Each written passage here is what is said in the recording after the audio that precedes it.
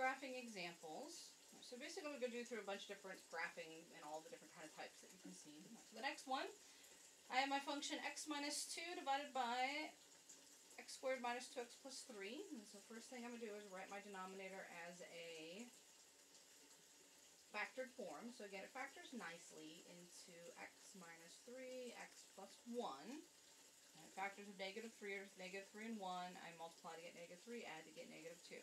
Right, so again, domain, always understood what your domain is. This cannot be 0, and so x cannot be 3 and x cannot be negative 1. Right, so everything but 3 and negative 1 work, which are important because they're going to be important aspects of the graph. Now there is no common factor.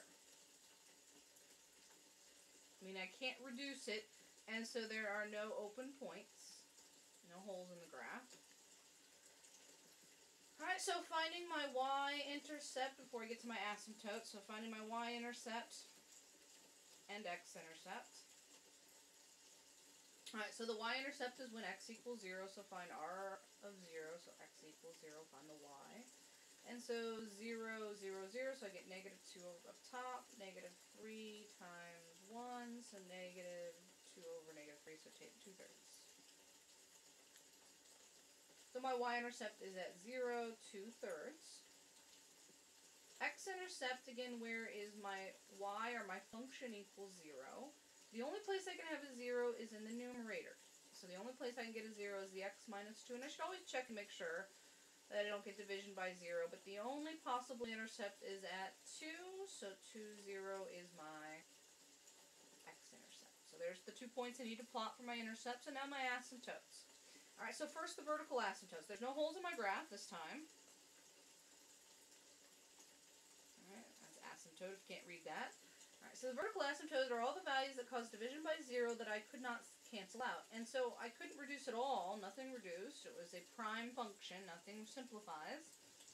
And so both of these values where the function didn't exist should display asymptotic behavior. And so I have a vertical asymptote at 2 lines.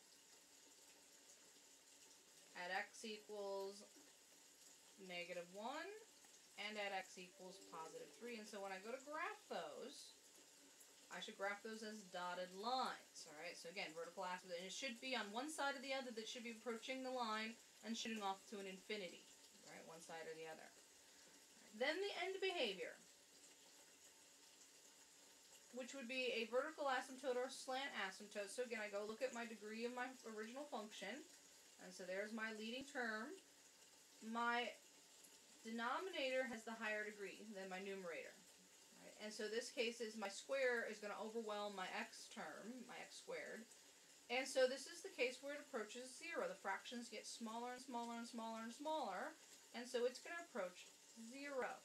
And so the end behavior, I do have a horizontal asymptote. Y equals 0, or better known as the x-axis. So the tail of my graph, the end behavior of my graph, and so I can't really draw that as a dotted line, so we just usually label it. And so I'll label it, but the tails of my graph should approach my x-axis at the end. Now, it does cross it, right? So I can cross horizontal asymptotes, and it does. It crosses it at the point 2, 0, and that's the only time it crosses it. Then as I go off to infinity, it should be approaching the 0, so again, at the tails it should approach it. And there's all the important aspects of my graph. And so now I go to graph it. And make sure I label and plot all of the important points. Now this one I probably will need help from my graphing calculator to get the picture before I can draw it, unlike the last one where I had more information. There's not a whole lot of information here. I have 2 points and some asymptotes. That's it. Alright, so my asymptote first. So y equals 0 is an asymptote. So again, I kind of just label that y equals 0 is what it's going to approach on both ends. Then I have one at, I'll mark off some dash marks here. Alright, so I've got an asymptote at negative 1. X equals negative 1, so there's an asymptote. X equals negative 1. And at positive 3. Again, it should be going through 3. So there are my 2 asymptotes. And then again, my axis is also an asymptote. Alright, and then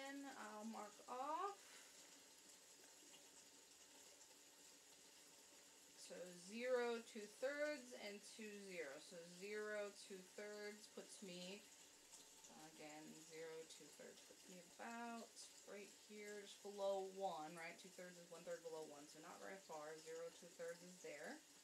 And then 2 0 puts me here. And so I don't really have a lot of information. I don't know what's going on in the rest of my graph. Now, if you just had a regular calculator, not a graphing calculator, what you do is you would pick points on the left and the right of the asymptote. So I'd pick a point over here, maybe 5. I'd pick a point over here, maybe -5, and it would tell me where my graph is. Well, we have a graphing calculator, so I'm going to go ahead. That's it. That's all the information I have. So I don't really know where it's oriented.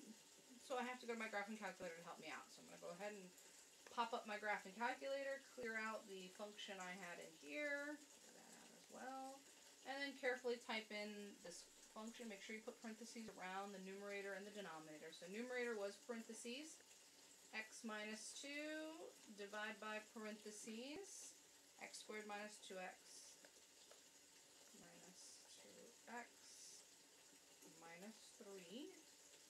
Standard window should work, so the same window I had. And so there's my function. So at the edge, it's below on the left side. At the edge, it's above on the left side. And in the middle, it kind of has that S shape, right, where it comes down and it goes through my 0 2/3 and my 0.20. And so the shape of my graph, so on this side, I'm approaching 0 and I'm shooting down to -infinity. So I'm approaching both my asymptotes, right? I'm approaching 0 as I go off to infinity, -infinity. And then here I'm approaching my x equals -1 and that's shooting off to -infinity. Then on the other side, I'm doing the opposite. I'm going up when I approach my axes there, and then I approach 0 above the x-axis. So again, I am approaching my asymptotes. What asymptotes do, I approach them on both sides. So my vertical asymptote, I'm approaching it vertically. I'm shooting off to infinity here. And then I'm approaching 0 on this side of my horizontal asymptote. And then the middle one has sort of a flattening out shape. So again, remember, approaches my asymptote. So I'm up here approaching my asymptote. I'm coming down. It goes through my point. Remember, that's the point 0 2/3. All right, then it kind of flattens out, goes through to my point there, and then shoots down to -infinity. So that was my point 20. And there's my graph of the function r of x. All right, with all the important things labeled. Right, so again, all the important things are graphed and labeled. All right, so let's do the next example. So we've done one with a hole in it. We've done one with a vertical asymptote. And so this one, I believe, is going to have a slant asymptote. All right, and it does. It actually has both a vertical asymptote, actually it's got all three. A vertical asymptote, a slant asymptote, and a hole in the graph. So it's the trifecta.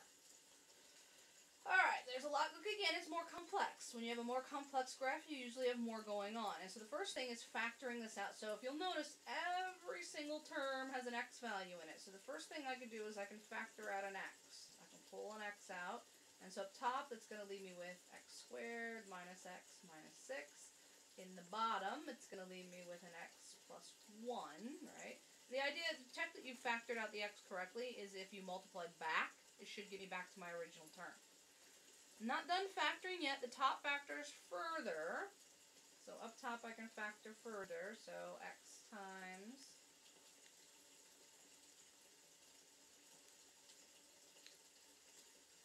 the bottom doesn't though. It's x times x plus 1. Alright, top factors into x minus 3.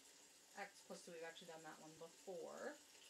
Alright, because -3 times 2 will give me my -6. -3 plus 2 will give me my -1. Alright, so there's my function completely factored. So first the domain, before I do any reducing. So the domain is this cannot be 0, this cannot be 0, and so x cannot be 0, doesn't exist at 0, and x cannot be -1. Alright, so domain is everything but 0 and -1. Then there is a common factor, so I can reduce r of x. The common factor is the x term, right? This simplifies to 1. X divided by x is 1. And so it simplifies to x minus 3 times x plus 2 up top, and that's it. Nothing else is common. Alright, so it had a common factor of x. Alright, x was the common factor. So the 0 was the common factor, which means there's a hole at x equals 0, an open points, and to figure out what the open point is, well, I have to plug 0 into the reduced form. And so when I plug it into the reduced form, I get negative 3 times 2 over 1, and so negative 6. And so when I go to graph, there will be a hole, an open point, at 0, negative 6. It does not exist at 0, and this case is the common factor case. So the common factor case tells me that there's an open point at that 0. That does not exist, that division by 0 case. Alright, there is a vertical asymptote as well. Right, there's a second factor that I couldn't get rid of, right? I couldn't get rid of the x plus 1. There was no way to reduce that. And so that means at the negative 1, right, where it doesn't exist at 0, there's a hole there. That's the behavior at 0. At negative 1, it didn't exist, and there was no way to get rid of the divide by negative 1 case. Divide by 0 at the negative 1 case. And so that means there's a vertical asymptote at the line x equals negative 1. Alright, so I've got a vertical asymptote and a hole in my graph. Alright, then the next thing we're going to find are my intercepts before I get to my end behavior. So my y-intercept would be what x equals 0. Well, it does not exist, right? I can't, at 0, it does not, if I try to plug 0 in, right here, I get 0 plus 0, which gives me division by 0. And so there is no y-intercept. So there is none. Does not exist. Alright, no y-intercept, x-intercept. Let's see if it has any of those. That's where the function equals 0. And so this case does have a function equals 0, and you always go look at the reduced form. It's where I get zeros in my numerator. Alright, that's why the factor form is nice. Alright, so I can get zeros in my numerator. So I can get a 0 at 3, and 3's in my domain, and I can get a 0 at negative 2. It actually has 2 x-intercepts, which is nice. It's always nice to have extra points. And so I have intercept at 3, 0, and negative 2, 0, which I've got to remember to plot. So no y-intercept, but I did have 2 x-intercepts. A hole in my function, I've got a vertical asymptote, to it. So I've got a lot of information, so it's always nice to have more information that can help me graph it better. Right, then the last thing is my end behavior, which is either a horizontal asymptote or a slant asymptote. And this is going to be the slant asymptote case, right? I did a horizontal case, I did approaching 0 case, and so you'll notice the numerator is a bigger degree than the denominator. Right, and so it's going to have a slant asymptote in that case. Now, I'm going to use the reduced form. Right, the reduced form. You can always use the reduced form once I understand that it doesn't exist at 0. Right, because I've actually already divided out the x. I've done that division part. And so when I go to find my slant asymptote, I'm actually going to use this form, the second form where I can reduce the x and get rid of it. Alright, so this is the slant or oblique asymptote case, which means I have to do the division, and I'm going to use the reduced function x squared minus x minus 6 and x plus 1. Right, I have to do the division. And so my k is a negative 1. Alright, so negative 1 is my k, and then 1, negative 1, negative 6. Do the division. Again, I get a remainder of 4, but the remainder doesn't matter. It's the quotient part that I need, right? The quotient part, y is my quotient. Well, my quotient is x minus 2. There is my slant asymptote, right? That's my quotient. And that's my slant asymptote, which I have to graph it as a dotted line. Alright, so I've now collected all of my information. Now I go to graph it.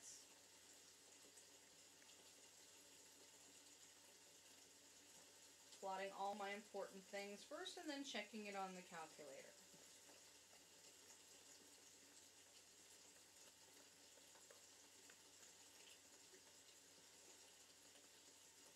Alright, so my asymptotes first. Actually, I'm going to go ahead and graph this asymptote, the slant asymptote. So the slant asymptote goes through the point 0, -2, right? Because if I draw my slant asymptote, it goes to the point 0, -2, because that's my y-intercept. And then I need at least one other point, so if I plug 1 in, I get -1 out, right? If I plug 1 in, I get -1 out. So 0, -2.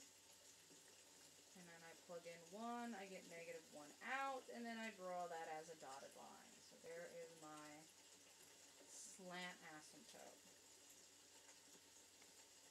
Alright, that's the line y equals x minus 2.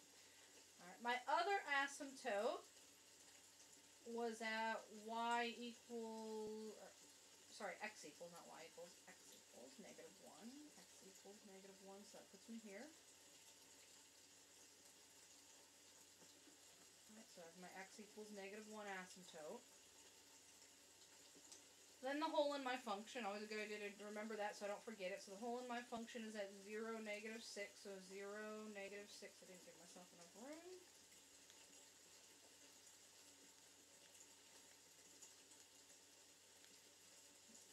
One, two, three, four, five, -6. So I've got a hole here at 0, -6. Right, that's a hole in the function. Open point. Alright, now my asymptote. I've done my asymptotes. I've done the hole in the function. There's no y-intercept. There are 2 x-intercepts I have to graph. And those are the last 2 pieces of information. So at 3, 0 and -2, 0. So 3, 0 puts me here. There's my 3, 0.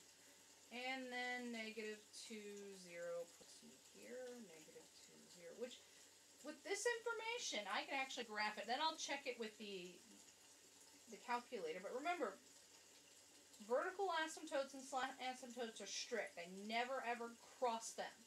And so by having these 2 points on this side, I know I'm going to approach my asymptotes and never cross them. And so I'm going to connect these dots, and there's going to be a slight curve to it. And then it's going to curve up. A little curvy there than I wanted. So it's going to curve up.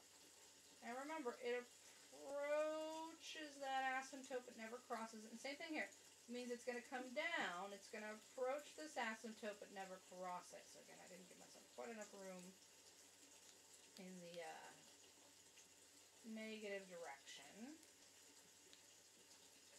But it's going to approach that red line but never ever cross it. Alright, so that's kind of the shape it has. Alright, so there's the first piece. It's kind of on that side. Probably a little more curved than what I have it drawn. And so then the other piece is going to behave. It's going to be on this side. And again, it's going to approach my asymptote. So it's going to come down and approach the line but never cross it. And it's going to come up and approach the line and never cross it. And so the green function is my graph, R of x. And now I'm going to go look at the calculator and verify that that really is my graph, right? That really has my asymptote. And I'm going to plug in my slant asymptote when I go to check my graph. Right, so I'm going to go to my graph, clear out the function I have, and then graph this. And again, I go back to the original. And so make sure I put parentheses. The original function was x cubed minus x squared minus 6x, parentheses, divide by x squared plus x. X squared plus x. And then I'm going to go ahead and plug in my slant asymptote just to double check my slant asymptote. So remember, the slant asymptote was x minus 2. I'm going to put that in here too. Just to double check that it really was my slant asymptote. Alright, so there's my curve, and so it does check. Right? It has this shape where it approaches that asymptote, and it has an asymptote here. You can't see it, but there's an asymptote here. It approaches the -1. There's my slant asymptote that it approaches. It's hard to see, but there is an open point here at the negative. If you tried to plug in, remember the 0, it'll give you nothing. Nothing exists there, right, at 0. And so there's an open point there. It doesn't exist at 0, -6. It does cross at 2, and it does cross at -2, and it does cross at 3. And so there's the check of my graph. And so it is the graph that I had up here. Alright, so basically those were all 3 cases. I'm going to do, so if you understood all of those are all the 3 types that you can have, right? I did the first case where I had a hole in the graph, vertical asymptote, and horizontal asymptote. Got to approach the number. The second example was I had vertical asymptote, and the horizontal asymptote was the y=0 case. And then the last case, where it has all three of them, has a hole in the graph, vertical asymptote, slant asymptote. Right. I will do 3 more examples, and I'll do them in the next video, and they're just extra. So if you understood those, you could probably stop there. And so the last video is just going to be an extra. I'm going to do some extra graphs for you to look at if you are struggling with graphing these.